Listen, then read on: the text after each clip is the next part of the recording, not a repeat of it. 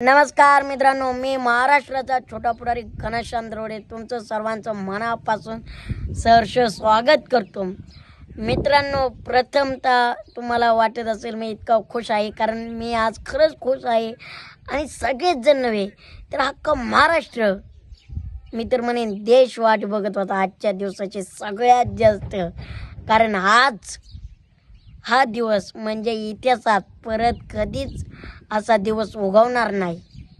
मला तर वाटतं हा दिवस कधी मावळूच नाही, पण वेळेपुढं कुणाचं चालत नाही।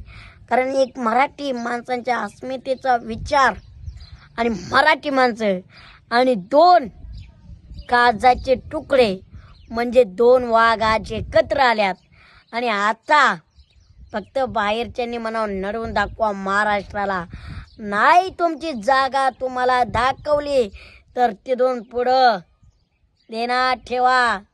जर तुम्ही नमस्कार केला तर आम्ही नमस्कार करू, पण तुम्ही जर आम्हाला हात दाखवला तर तुमचे हात सुद्धा राहणार नाहीत। कारण आता दोन वाघ एकत्र आल्यात, ते म्हणजे राज ठाकरे साहेब आणि उद्धव ठाकरे साहेब।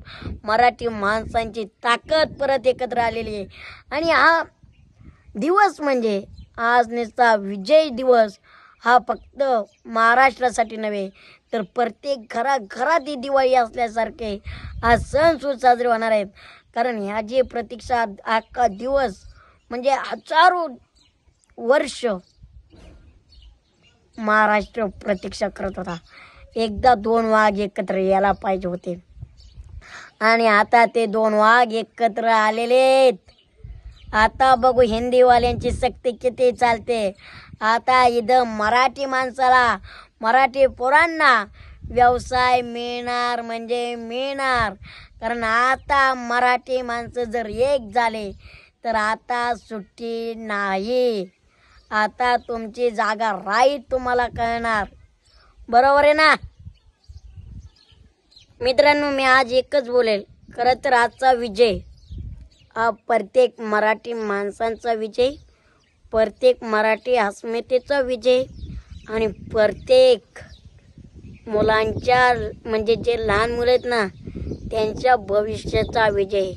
कारण तुम्ही जे पहिलीपासून त्यांच्या मनावर हिंदी लादणार होतात ना, ते आज केवळ आणि केवळ राज ठाकरे साहेब आणि उद्धव ठाकरे साहेबांमुळं हे हिंदीचं भ्याड आणि हिंदी विषय आला नाही, ते फक्त मराठी माणसांमुळे।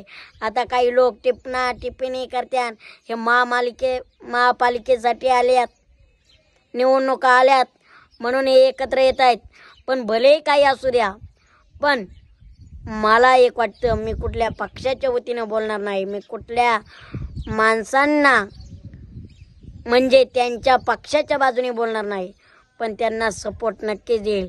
कारण मी सुद्धा एक मराठी माणूस आहे आणि जर मराठीवर अन्याय होत असेल तर आपण कदापि सहन करणार नाही, हे ध्यानात ठेवा।